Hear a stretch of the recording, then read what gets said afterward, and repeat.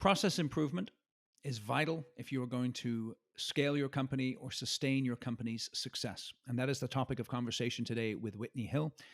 She is the co-founder and CEO of SnapADU, which is an accessory dwelling unit construction company serving San Diego. I bring Whitney on because she has deep experience in her educational background and also her background prior to construction in developing and executing processes. So though her company is a smaller residential company, the principles that we discuss here are applicable to large commercial construction companies as well. We talk about why processes are important, how to improve processes, how to document processes accurately, why people resist documenting and improving processes, and how to overcome that resistance, as well as the cycle of communication that is essential if you're going to be able to execute new processes in your business. So if you need to improve your processes, this interview is for you. Enjoy it, share it, and if you can do this for me, I'd really appreciate it. That is, give Construction Genius a rating or a review wherever you get your podcasts. Thank you for listening today. This is Eric Anderton, and you're listening to Construction Genius, a leadership masterclass. Thomas Edison said that genius is 1% inspiration and 99% perspiration.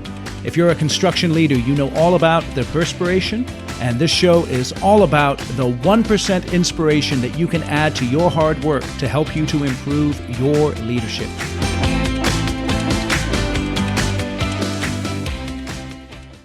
Whitney, welcome to Construction Genius. Thanks, Eric. Great to be here.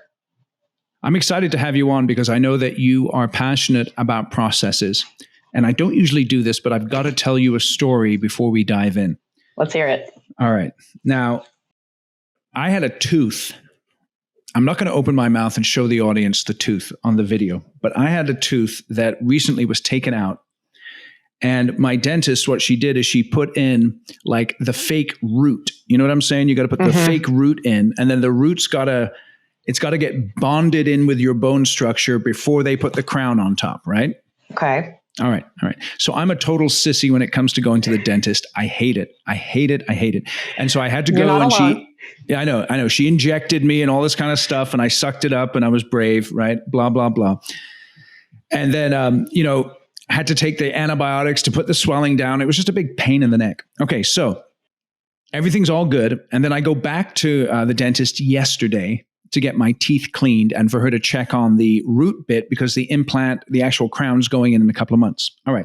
So she says, oh, did I tell you not to brush with an electric toothbrush? And I'm like, no, because I'm really proud of the fact that I floss every day and I use an electric toothbrush. And she says, oh, well, the vibrations from the electric toothbrush, they may have moved the root that we put in, and it may not have bonded into the bone. And because of that, we might have to take out the implant, the root, and then put a new one in. And I was like, oh man. And that just struck me right there. I said, why didn't you tell me this? Right. And she was like over her shoulder talking to her assistant. Hey, can you make a note to make sure that that's in the documents from now on? I'm like, dude, it's a process. You should have done something about that. And so that's why I'm so excited about you coming on and talking about processes. What is your main focus or passion when it comes to improving processes in a business? I think my main passion in it is best leveraging your team. And if you have not taken the time and effort to make sure you have streamlined processes, you're probably filling in some gaps with manpower that could be better allocated elsewhere. Okay, so let's just back up here. Tell me what you mean by a process. Give me a definition of a process. I'd say a process is any concrete sequence of actions that contributes towards a task related to broader goals in your company. And that might be in the production side. That might also be in the company support side on things like marketing. But as it relates to production for us, processes all tie together so that we can build each one of our accessory dwelling units in the same way and ensure, like with your dental visit, that we have not left out any crucial steps along the way. It's really interesting about you talking about best leveraging the team, because I can think of my poor dentist. This thought was bouncing around in her head for a long period of time. Did I tell Eric not to brush with the electric toothbrush?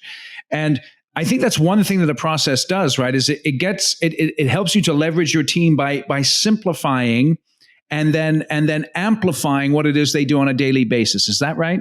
That's exactly it. And it reduces that mental burden of having to keep in mind all of the things like don't brush with an electric toothbrush.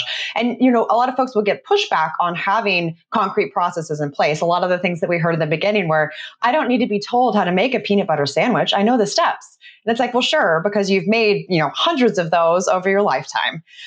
So you're sometimes documenting things that seem very straightforward to more seasoned employees, but you have to keep in mind that you're doing this documentation so that everyone's on the same page about what the process is. You can more quickly onboard new team members. You can reduce that mental burden on yourself, because if you stop a process or a task midstream, you can come back to it on that checklist. You can hand off those tasks to other people on the team. There's so many benefits to doing this and making sure that everything is in writing or in your project management system, in both of those places in some cases. So I think that's what the real benefit is reducing that mental burden like we're talking about.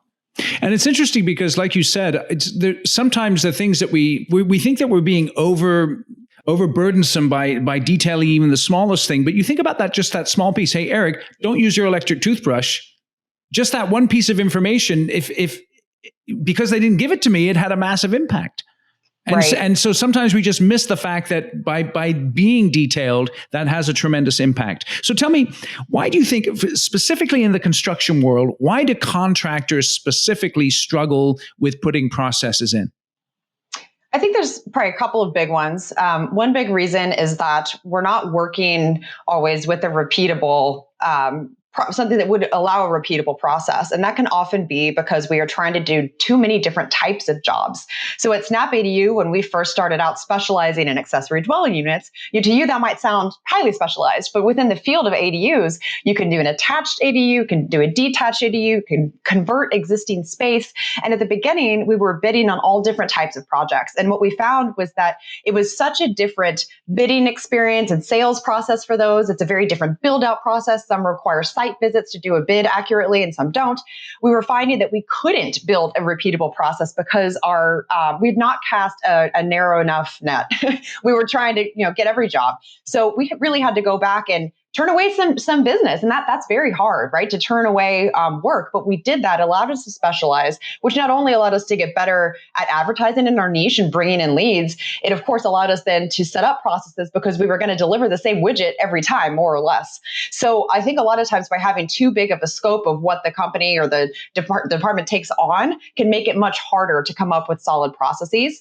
And then I think the other one is a bit of what we talked about, this reluctance to document because there's either not a single way people do it. Maybe you have institutionalized knowledge that it's different across project managers. They handle it differently. But by not forcing yourself to put something on paper, you're really setting yourself back.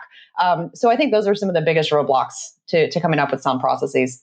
So it's interesting because when it comes to this idea of scope and the fact that, sometimes contractors struggle because they are bidding on a diversity of projects, and then if they win them, building a diversity of projects. That sounds like that if I'm a contractor with multiple divisions, I have to be considering a variety of processes across those divisions if I'm going to be implementing processes effectively in the company. Did I hear that right? I think that's exactly right. And that's how we talk about it too. Right now, we're just specialized in detached ADUs that are design build. And if we want to add on another division that does take on conversion work or just does build outs from other people's plans, we could do that, but we would fail if we try to put it into the same machine, the same set of processes that are currently working for detached ADUs. So exactly right. If you're going to have different business units, you have to be very thoughtful about where to draw those lines and what different requirements each will have to serve that target effectively. And then as far as the reluctance to document, what do you think are some of the sources of people's reluctance to document? A few things. One is often bandwidth.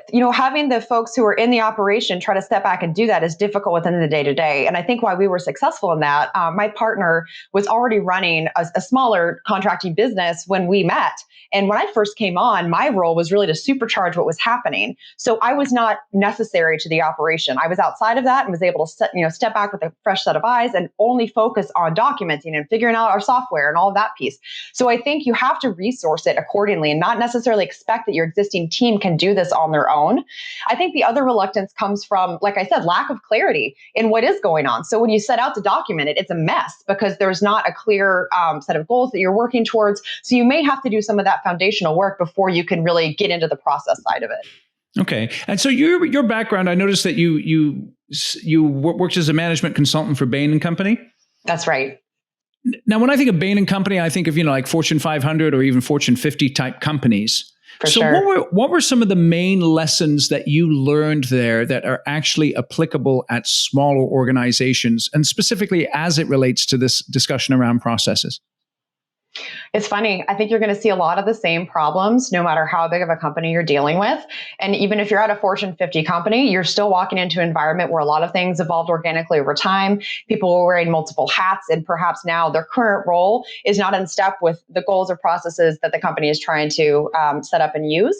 So I think that's really a learning that we've then used in our own organization is you need to step back every once in a while and reassess the landscape of where have we evolved, and do the roles and the team still support all of the goals and how those have evolved. So I think that's universal, whether you're a smaller commercial contractor or if you're a giant computer manufacturer. It's really kind of that same struggle with aligning your talent with supporting your operation. What role have you seen what role does ego play in a reluctance to document processes? Oh, that's such a great one, Eric. I think you're hitting on a big point here where some folks feel like it might be jeopardizing their role to put things on paper. It might be, almost like this mentality of, I need to stay valuable and that's all in my head and like that's important. So I think all of these kinds of initiatives, we are redefining roles and then the processes that go along with those is about making it clear that this is going to allow the employee to be engaged in a way that most takes advantage of their skills, and looking at how this is bogging down their day by not having these documented, offering them a way to outsource some of their lower level tasks. So I think always approaching it from that mentality of how we're going to actually allow you to have a better work experience is important to overcoming some of that reluctance. Yeah, it's interesting because some people, they have the mentality, well, you just can't do what I do. And then when someone comes along and asks them, well, what do you do? Because I want to put a process in place for it, they begin to feel a little insecure around that sometimes. Yeah, it's threatening for sure. And I think involving your team with these process improvements is super important, making sure that it is a co-creation sort of a situation so that they're along, you have their buy-in. They know it very well. So a lot of the beginning when I was just starting to work with my partner was just, brain dumps from him, like learning from what he was currently doing and then translating that into a system. Because if you can do some of that groundwork and then almost show, an 80% finished product, it's easier to kind of get their buy-in because you're just reflecting back to them what they've already told you. So let's explore that a little bit. How did you go about the brain dump process in order to build processes? Right. And this kind of goes with this whole idea of like, well, where do you even start, right? If there are a lot of different moving parts. So we started by understanding what was already in place on kind of the bread and butter of his business, which was the construction side. So I interviewed all of his team on what their current roles were, just to get that landscape, and then also understand like what were the current bottlenecks, and just doing a lot of interviews, honestly, kind of getting familiar with the detail. But then where to start, I didn't day one walk in and say, let's change how construction is run. I actually looked at where our business as a whole had the biggest weakness. And for us at the time, it was in our sales and marketing part of the business, which was basically non-existent. It was, my partner just answering the phones and email best he could. And I'm sure he's doing a great job as one-offs, but it's not repeatable. It's not scalable. So we started at the weakest point of our business and worked our way forward from there until we actually addressed the construction piece at the end. So as we built the flow of how the new flow of how a job would flow through our system. We just attack those problems one by one, almost in sequence, because it is also difficult to take things that are already off the ground and running and try to like fit them into a new system. So we ended up allowing the existing work to kind of run its course in the old way. And we were able to put new jobs into the beginning of this machine that we were kind of building. Okay, so that's interesting. So you started then at the sales point to build the processes and then took it from the sales to the estimating to the building to the billing. Am I hearing that right? That's exactly what we did. And that allows you to almost like have, for a while, you do have like two parallel operations going where you're kind of filtering out what we call like the hangover jobs, right? Where it's like the old way and you have these new ones coming in. Because if you were to try to just transition everything overnight into the new system, you're going to deal with a lot of like legacy issues. It doesn't work with this new flow. Also, by not trying to shove it all in at once into the new flow, you're able to put kind of a minimum viable product out there, figure out how it's going to work, and then tweak it before you have a bunch of volume going through. So in the beginning, we were only handling, 3 or 4 jobs in this new system. We now have 50 of them there, which is way bigger than any volume Mike had done previously. So again, it's kind of this iterative thing where you do have to phase out the work that's already in process. Did you intentionally select certain people internally to try out the processes, or did you just give it to whoever was available? We try to pilot with a subset of employees when we can, so that we can again tweak it so that it's more accessible for the rest of the team when we're ready to roll it out. So we do try to do it at a smaller scale before going all in. And what was the main sticking point as you began to roll out these processes? What were the main sticking points and challenges for you? Because again, and especially because I can picture you coming into an organization. You don't have a background in construction. And you've got to win credibility with people, and you're introducing a whole bunch of new things, and sometimes in construction you kind of get this, and the guys and the gals are like, yeah, you really don't know what you're talking about. I know how to build. How did you work through all of that dynamic? Yeah, you're hitting the nail on the head here. And this is not just construction. I worked in warehousing prior to being at Bain, and we would roll out new things like scanners, and it was just such an uphill battle getting that buy-in. So it's definitely something I've had a lot of experience with. I think the secret is to, like I mentioned, get employees involved as early as you can, frame things as a pilot where you want to get their feedback and give them that channel to vent and make it, take what you can out of it. Often there's a lot of really good feedback. There's some you're going to have to, not act on.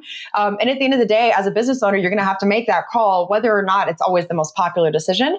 But I do think that the difficult thing with a lot of software or tech rollouts is a lot of times it feels like you're building a rocket launcher to launch a paper airplane, because the scale you're operating at now, it'd be a lot easier to just throw that paper airplane. It's easier to pick up the phone, to email, than it is to use a project management software, for example.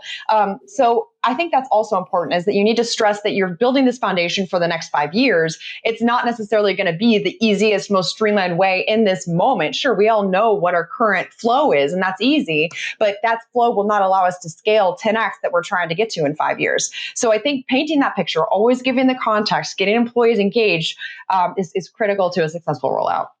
And then when you're rolling out a new process, how much time do you allow to pass before you check in and tweak? How does that work? Oh, yes. This is a hard one because impatience, man. Yeah. The analogy we use a lot is that it's like doing a load of laundry of whites, right? And you accidentally have that red sock in there, and now it's pink, and you're going to have to put the pink load into the dryer. And so a lot of times we have people who are still frustrated, like, why is the laundry still pink? And it's like, we did take the socks out of the next one. The next one's going to come out white, but it's taking a while to get to the dryer. So I think having that patience is crucial, because you need to see it through a full cycle, I think, before you can really see the results and know what all is going to have to be tweaked. So I would say that, depending on how long of a process you're working with. So in our case, our build cycle, from the start of somebody saying, yes, let's do the design build, to getting their keys, it's typically like a 12-month process. The build out itself, 4 to 6 months. So it's really only been in the last year for us that we've seen all, the full scope of a job come through. So I think you need to be comfortable not having the full results for a while and asking people to say, let's reevaluate this in 3 months, or whatever the length of your time is to get a widget through your system. So there's always one word that just keeps popping into my head is this idea of communication and perhaps over communication, where you're giving the vision for why you're doing it. You're giving the vision for the process of implementing the process. And you're making sure that people have an open line of communication to be sharing some of their challenges as you go through it. Am I hearing that right?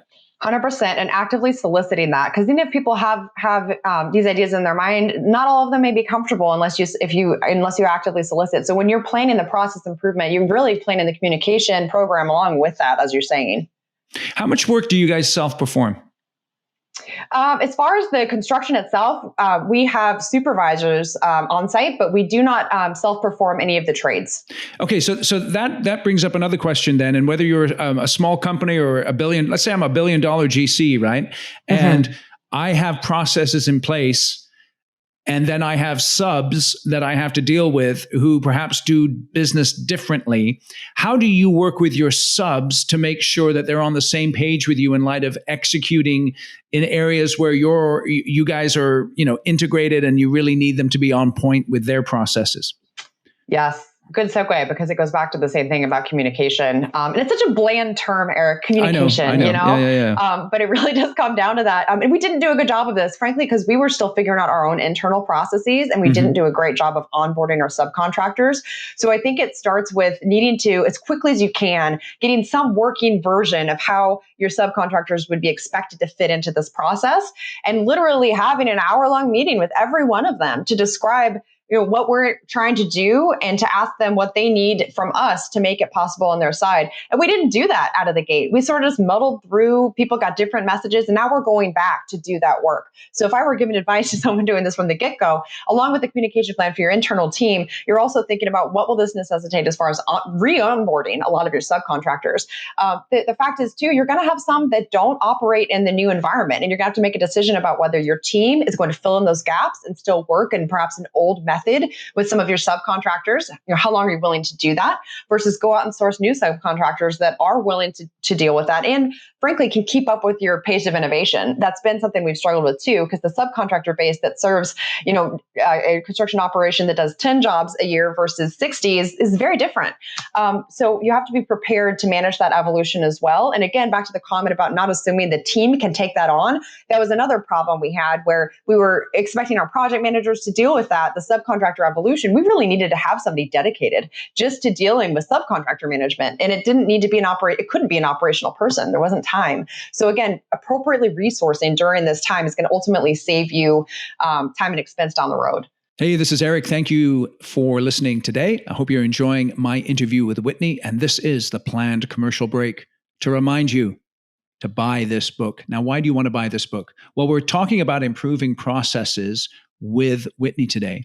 And if you're going to do that, you must lead effectively. And that is one of the topics we dive into in great detail in this book, is how to be an effective leader in your construction company. In addition to leadership, we talk about sales and marketing and strategy, and all of the information is simple and straightforward. You can purchase Construction Genius for you and your leaders. You can go chapter by chapter through it. You can dive into the details, discuss with your leaders how you can implement the information, and it will be the best investment of $20 in one book that you've ever made. So go out to Amazon, get yourself a copy. It's an awesome book. And now back to my interview with Whitney. And it's interesting to me because I think you just hit on something that is really tremendously challenging for a lot of companies, is that, so I'm a GC and I know subs, and the mentality of subs is like, we run the job. Now I know the GC is bringing me up, but we run the job. And so if GC is saying, I want you to do process X, and I'm the sub, and I know the GC needs me, then I'm like, well, thanks for your process X, but I'm not going to do process X because I'm going to use process Y that I like. And you described it well there, Whitney, is that balance of, because I was going to ask you, as a GC, when do I walk away from a sub who's not willing to adopt the processes that I want them to adopt? I think it comes down to how quickly can you find someone else to do it. And sometimes you might not find someone for a year, right? And we've been dealing with this for a while, but we're still filling in those gaps. And I think this goes back to also aligning your talent appropriately on your organization. If you can give the person who's having to fill that gap with the subcontractor, some tie-in to helping solve that problem by either finding a new subcontractor or training the existing subcontractor, make sure those roles are aligned so that the incentives all match up. And it's like directly going to affect your employee if they don't deal with the problem, because otherwise you're having to solve it yourself, right? So I think that's a big part of it. And the other part with the subcontractors, like we talked about with piloting, same thing with subs. If you can get in, kind of in the weeds and in the field with them and seeing how it's going to actually play out for their team too on their side, take that time, do the pilot with them, run it through with 1 or 2 projects before you pull the plug and say, hey, we're going to do all 10 with this new flow. Yeah. So in other words, what you're describing is a lot of hard work. And discipline. It's not glamorous, right? It's just it's planning it out and rowing the plan. What have you seen in terms of increases in profitability or customer satisfaction as a result of rolling out processes in your organization? Sure. On the sales side, we've grown our sales 10x in 2.5 years. And on the margin side, over the course of 2 years, we've also seen those improve by 50%. So we're finding ways to bring in the same net for a lot less work because we've gotten much better at the estimation piece, like you talked about, feeding back all the information we're learning from the job cycle in construction back to the design team so that we can get around those from the beginning and also sell appropriately to our clients from day one. So we were absorbing a lot in the form of change orders because we just didn't know enough about the space. So another critical component just overall to effective process improvement is a good feedback loop all the way through your company where you're ensuring someone in the day-to-day who's experiencing the problems in the field is able to channel that information back to the appropriate places in the organization where things need to change upstream so that you can fix it for the next time. And we're at a great size to do that. We still have a lot of connection between our departments where they're interacting daily. We're also a fully remote company, which means we're on Zoom a lot. And the barrier to connect with people is pretty low, which means that we have a lot of just quick fixes going back and forth. Like, oh, we should update this in the template. Like, oh, we need to do this in design. Like that kind of stuff is happening almost in real time. And I think that's what's allowed us to evolve so quickly to become a leader in our space. I think it's interesting there because a couple of things I want to ask you about is this idea of when to start doing processes. Because oftentimes what happens is people build a successful large company and then their hair is on fire and things are out of control and profit is leaking out the door. And then they start on processes. And it sounds like what you guys are doing is you're saying, okay, we have goals that we want to achieve in terms of the growth of the company. In order to get there, let's get the processes in place now. Exactly. And it doesn't have to be as daunting as it might sound, like, oh, we have to start on processes. You're going to have to do it anyway. To get a widget out the door, you're implicitly working a process. The trick is just to somehow document that as you're figuring out what that process is. We also like to say, I'm going to do it until I'm tired of it. And that's what we've done a lot where, we don't know the answer yet on the process. So one person is on point for it. I'm going to just do this myself until I can document it adequately to outsource it or turn it over to another team member. So doing it until you're sick of it is kind of a good gut check on whether there should be a process. If you're sick of it, there should for sure be a documented process for doing it. Okay. So then let me ask you, you just brought something up. I wasn't going to initially ask you about this, but this idea of remote work. Now, yes. As a construction company, when you say your team is remote, who actually is remote? Let's go the other way. The people who do still have to show up on site would be the superintendents and then our project managers. Okay. So that's maybe a third of our team still goes somewhere in person for work. But as far as a company coming together, we do not have an office. So your sales, marketing, design, pre-construction team, all of us are working from our home offices. We about once a quarter will have like a WeWork space where we bring everybody together who is geographically in San Diego. We have a couple team members who are not in San Diego. So we'll do that quarterly or so for business purposes, and then we'll have happy hours like once a month. So we've chosen to forego the office expense, put it towards team building type activities, and we're just kind of rethinking it. And we've actually found it to be a huge selling point for working for this company. People cannot find remote work to the extent that it's demanded. If you look at any of the graphs for like demand for remote positions versus remote positions that are available, the demand greatly exceeds the supply. So we actually have found that to be a differentiator for us. Even though there is some physical part to a project manager role, the flexibility to be able to work from home the rest of the time is huge for people today. How does the that remote aspect affect the handoffs from the sales estimating side and the project management side? How do you guys go about doing those handoffs? Yeah, it's a lot of Zoom meetings and a lot of phone calls, and that's fine. We've kind of just planned that into the fabric of what we're doing. We've got to the point though where we feel like Zoom is more effective than an in-person meeting because you can each have your screens up, you can share, you can annotate. We've just at some point dropped off those in-person meetups because the first year or so we were doing some of that because we thought it had to be done in person. It always had been done in person, but once you start questioning that, it's kind of amazing to see what all you can accomplish virtually. Okay, so let me ask you this then. So let's say I'm a company. I've got project managers. I have project engineers supporting them, or superintendents, right? And I know sometimes. So I'm a project engineer, and I'm sitting here listening to how Sally, the project manager, is dealing with a client issue, and I'm watching her do it, and because she's right next to me, I'm in the office with her, and so I'm learning through osmosis.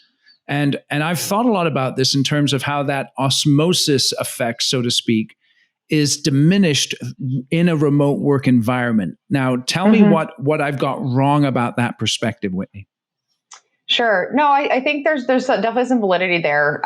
To kind of replicate that, you have to set up an environment virtually that mimics it. So we use Zoom chat in addition to Zoom for all of our communications. And within Zoom chat, we have your different little rooms where people interact. And it might just be for a break room where people are just interacting on fun, silly things. There's an office room where it's like announcements for the team and that sort of thing. There's like a Q&A one where people pop into their questions. So you have to start thinking about how can I foster that, right? The other thing we use is Loom to record our screens. So we're often doing those kinds of little heads up videos to people when it's development type things that's a training or feedback sort of a situation. So when it really gets down to it, the piece that you kind of can't replicate is just like the availability of somebody right across your desk. I worked like that for 10 years, right? We all did, where you're maybe more likely just because they're top of mind. So I think you have to try to find a way to keep people top of mind for each other. And how we've done that is just being very active during the day on Zoom. Excellent. Excellent. If there was one thing you could change about remote work, what would it be? Man, there's not a lot I would change, Eric. At this point, I can't imagine going back.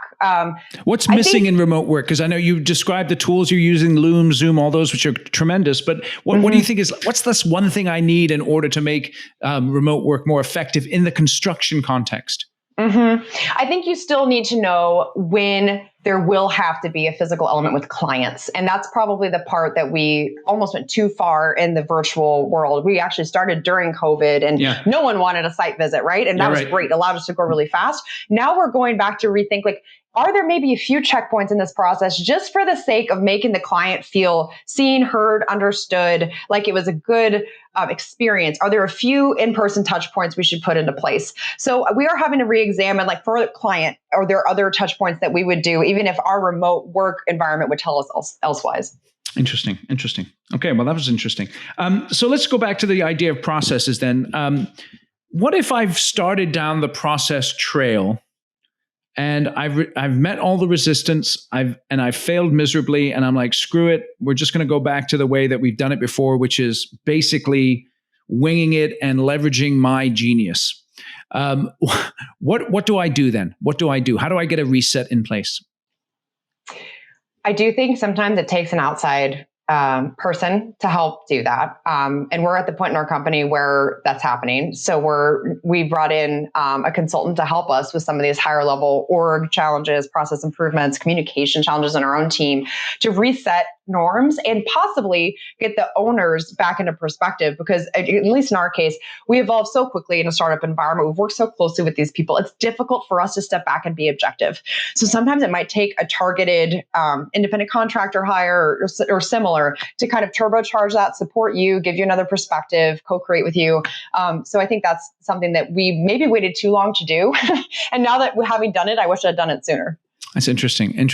And then specifically it sounds like a lot of the stuff that you're doing with improving processes is through the implementation of technology. Is that correct? For sure. What is the one piece of technology that's had the biggest impact in your organization? I'd have to say our project management software. It's become the place that we house all of the communication and systems related to our jobs.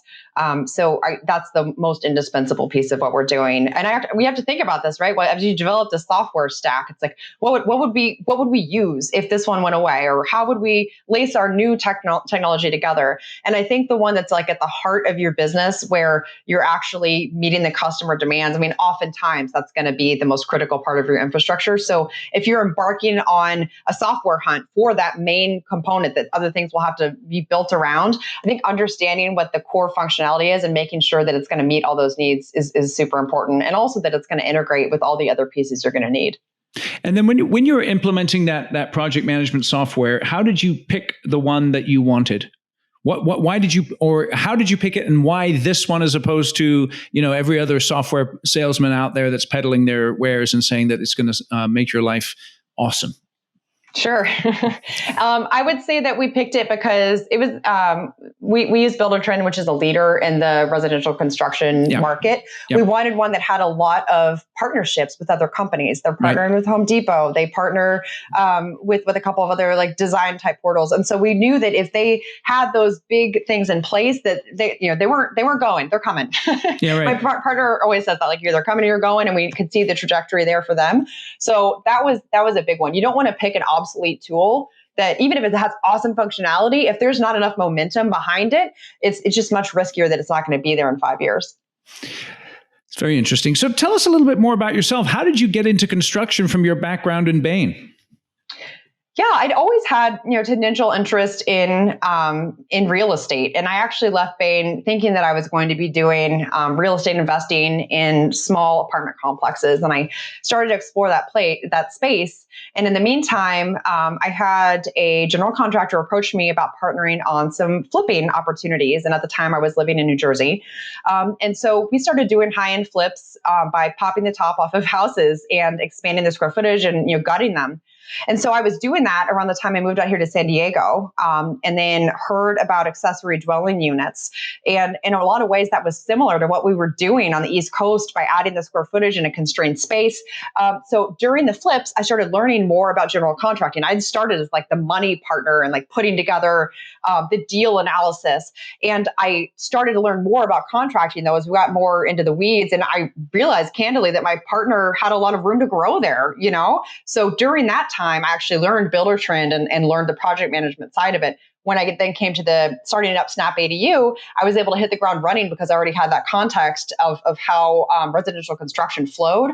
And I think all of that allowed us to just, spin it all up much more quickly the second time around. Your background as far as education is in psychology. Did you do that intentionally with a view to business, or was that just something that you grew into as you developed yourself? I'd say both. I started out in economics because that seemed the most related to how I would want to pursue business. It was candidly way too dry.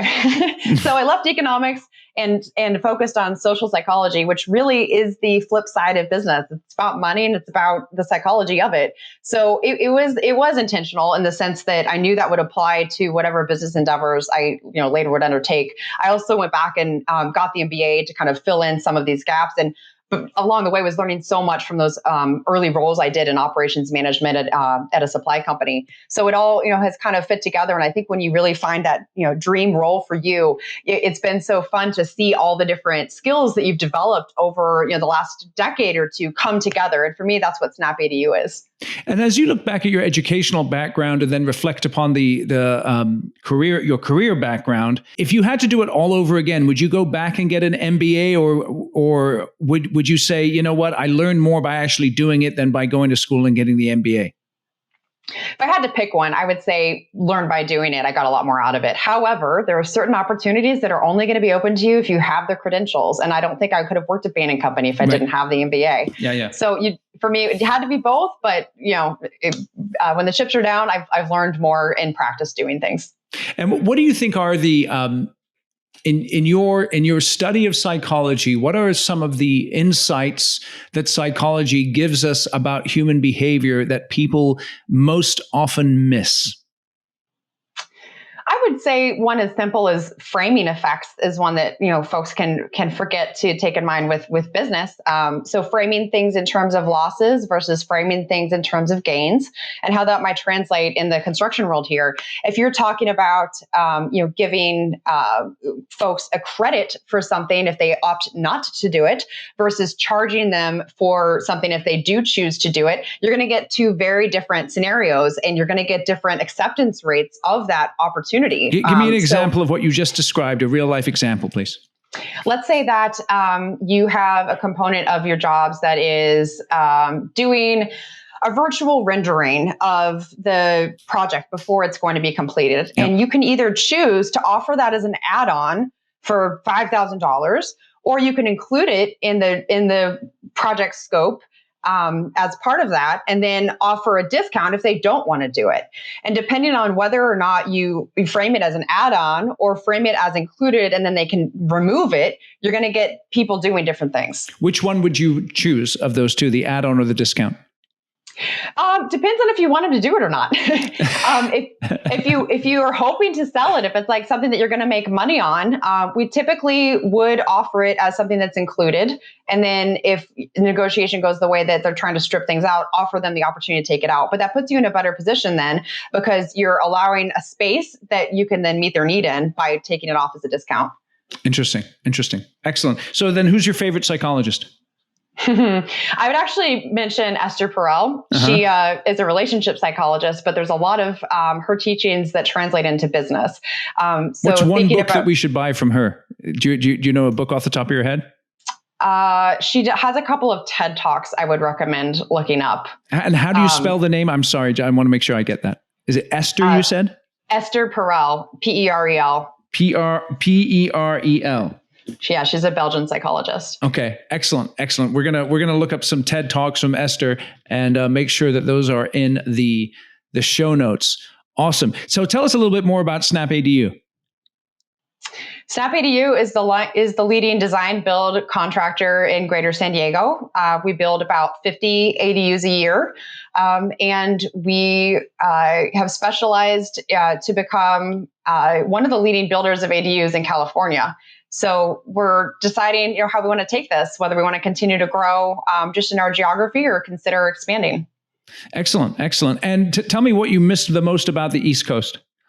I miss fall. Fall is lovely on the East Coast with Halloween and everything. That's what I miss. That's what you miss. Okay. And what do you like best about San Diego? Also a weather thing. I like not having to plan for any weather with my kids. If we're going out, I can just safely put them in jeans and a t-shirt and it's going to work out. That's terrific. And how can people get a hold of you and connect with you? They can reach me through our website, snapadu.com. We have a contact form there if you'd like to get in touch. Awesome. Well, Whitney, I really appreciate you coming on the show, and thank you very much for your time. Thanks for having me, Eric.